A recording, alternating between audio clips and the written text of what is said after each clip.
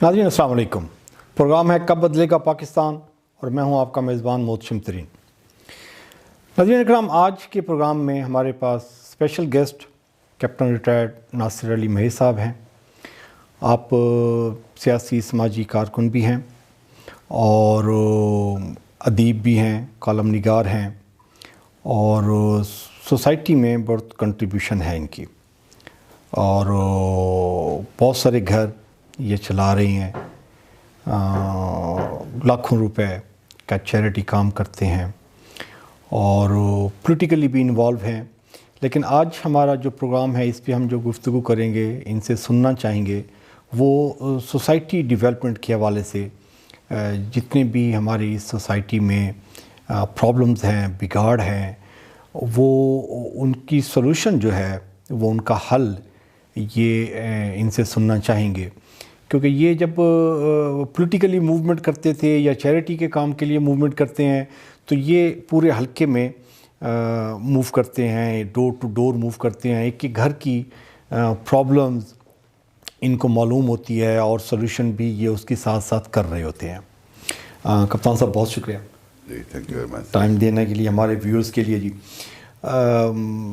کب بدلے گا پاکستان؟ تو اس کو جلدی بدل سکتا ہے اگر ہم اس کی ہیرارکی میں دیکھیں۔ جو پرابلمز ہیں جس کو ہم کہتے ہیں کہ جی یہ جو پاکستان ہے اس کو ہمیں بدلنا چاہیے اور بدلے گا پاکستان، تو کوئی 2-4 فیکٹرز مین جو آپ ہیرارکی وائز کریں کہ جی سب سے امپورٹنٹ ہے، لا اینڈ آرڈر نہیں ہے، جوڈیشری ٹھیک نہیں ہے، پٹواری ٹھیک نہیں ہے، استاد ٹھیک نہیں ہے، پولیس ٹھیک نہیں ہے، بابڈا ٹھیک نہیں ہے، ٹیلی فون ٹھیک نہیں ہے، ریلوے ٹھیک نہیں ہے، یہ تو سارے ایلیمنٹس ہم کرتے رہتے ہیں۔ لیکن کوئی ہیرارکی وائز کوئی آپ اس کو ریٹنگ لے کے آئیں کہ جو 2-3 ایشوز اگر ہم کر لیں گے تو پاکستان بدل جائے گا۔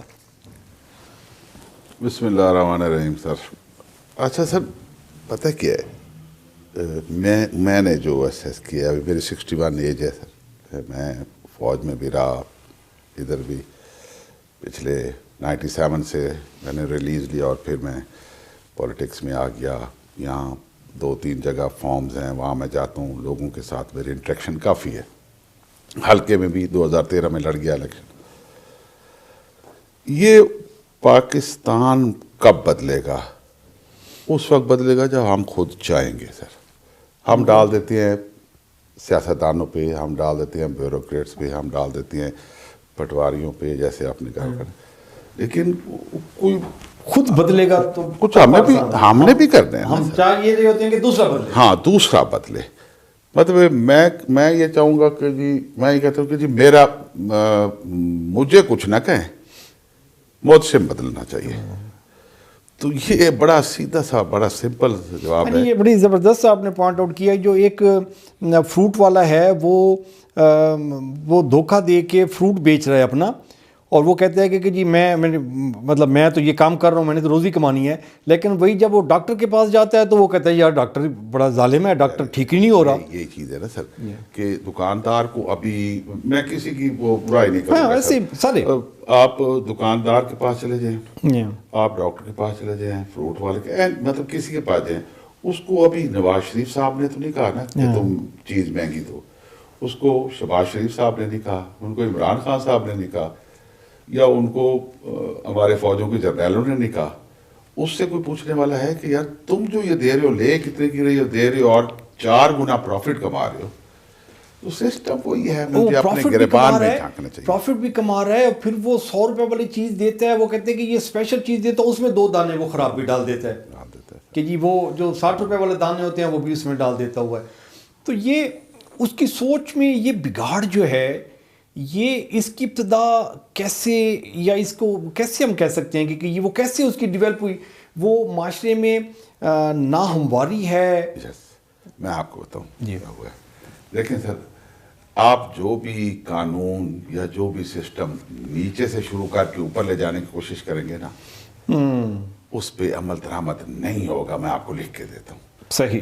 جب آپ اوپر سے ٹاپ سے باٹم آئے گا نا، تو اس پہ عمل ہوگا۔ وہ جب دیکھتے ہیں، میں اپنی مثال دیتا ہوں، میں جب دیکھتا ہوں نا کہ جی میں ابھی چوک پہ گیا ہوں اور وہاں مجھے انہوں نے روک دیا پولیس والوں نے، کیا ہے جی یہاں سے VIP پروٹوکول گزر رہا ہے، منسٹر ہے، ڈی سی صاحب ہے, کمشنر ہے, اے پی سی کوئی ہے, میں ادھر 10 منٹ 15 منٹ انتظار کرتا ہوں.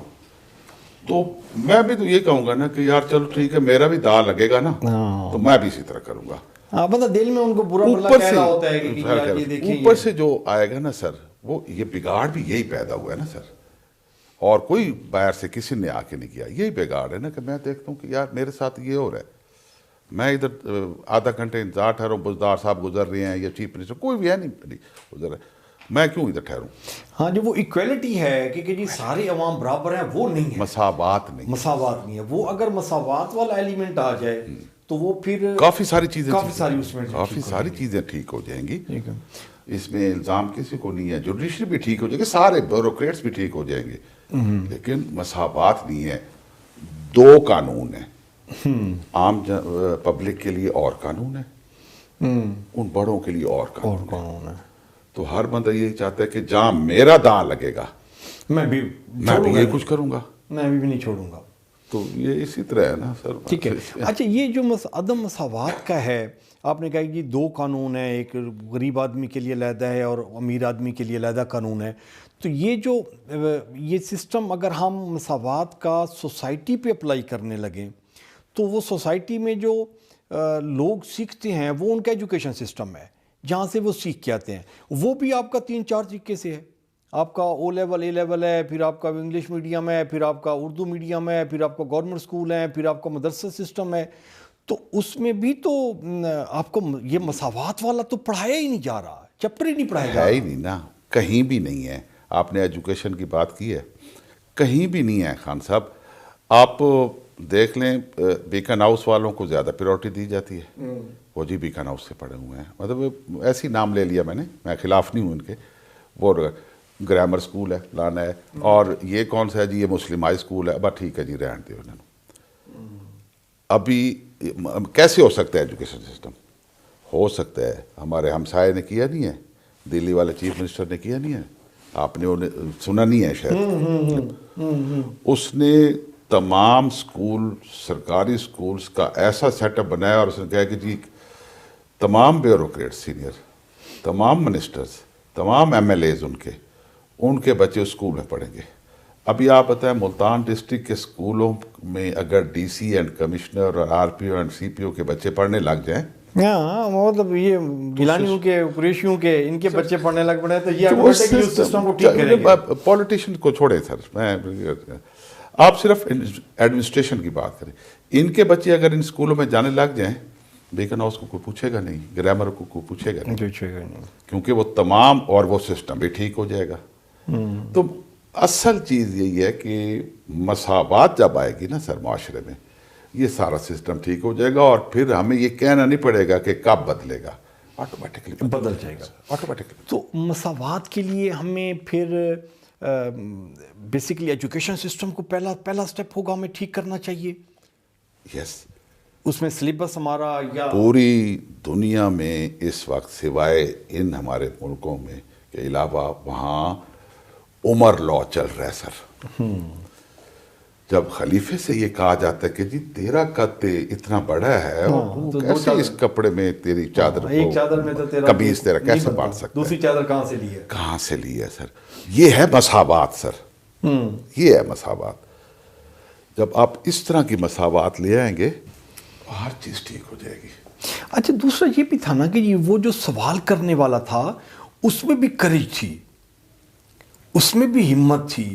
وہ کھڑے ہو کے وہ پوچھ سکتا تھا خلیفہ پاک سے, خلیفہ پاک یہ بتاؤ جی آپ نے 2 چادریں میں آپ کا جو سوٹ بنا ہے وہ 2 میں بنا ہے, 1 میں تو بن نہیں سکتا.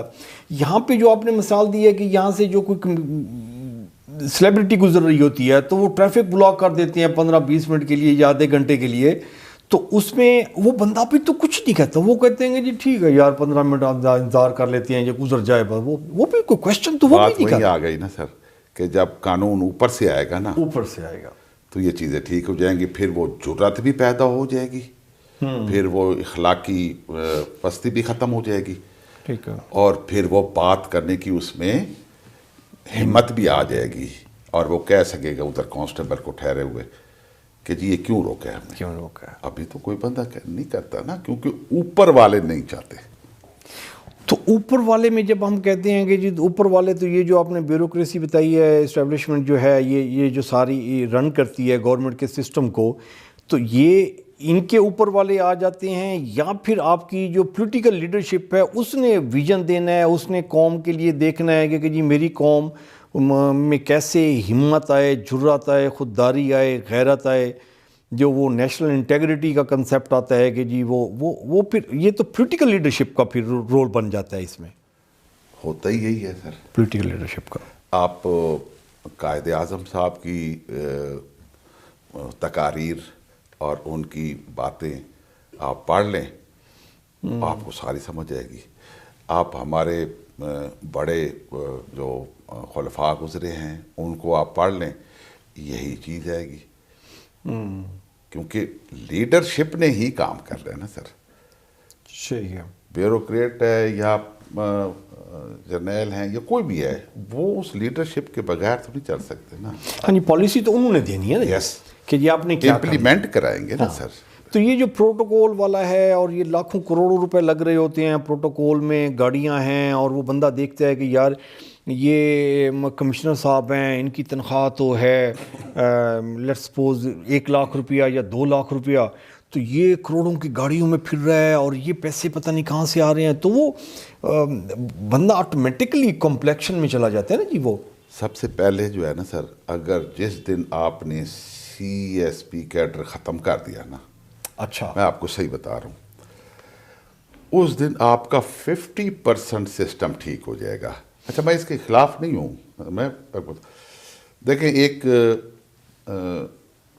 AC یا ASP،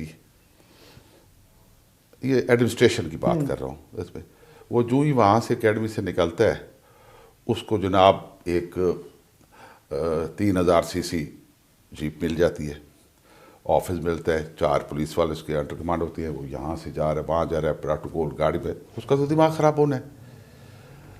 دیکھیں، اس کا دماغ خراب ہونا ہی ہونا ہے۔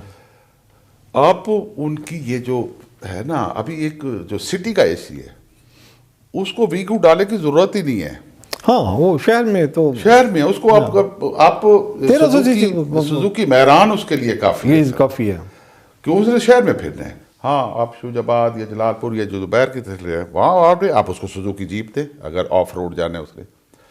جس دن آپ نے ادھر قدغن لگایا، میں آپ کو صحیح کہہ رہا ہوں، اس دن آپ کی بیوروکریسی CSP کیڈر پہ میرٹ بھی آتا جائے گا، کیونکہ یہ جتنے بڑے لوگ ہیں یہ اپنے بچوں کو CSP کیڈر کرا کے، ابھی فوج میں مجھے بتائیں، فوج سے ایک کپتان جو ہے وہ اتنی اپنا ٹریننگ کر کے PMS سے ہو کے جب آتا ہے، اس کے بعد وہ چلا جاتا ہے، اس میں کوٹا ہے جی، وہ بھرتی ہوتا ہے۔ وہ کون ہے؟ آپ ان کو چیک کریں، وہ کنہیں جرنیلوں کے داماد ہوں گے، کسی سینئر بیوروکریٹ کے داماد ہوں گے، یا ان کے بیٹے ہوں گے۔ صرف یہ ہے کہ جنہیں ادھر چس نہیں آ رہی، ادھر چس زیادہ آتا ہے۔ ہاں، ایک میجر کے وہ ششکے نہیں ہیں جو ادھر DC کے ہوتے ہیں، وہ مطلب میجر کیا سر، کرنل بھی اگر وہ یونٹ کا کمانڈان پلٹن کا CO ہے تو کچھ ہے، اس کے بعد اگر کسی سٹاف پہ چلا گیا تو اس کا تو وہی اپنی پرائیویٹ گاڑی ہے، اور اس کے بعد کرے۔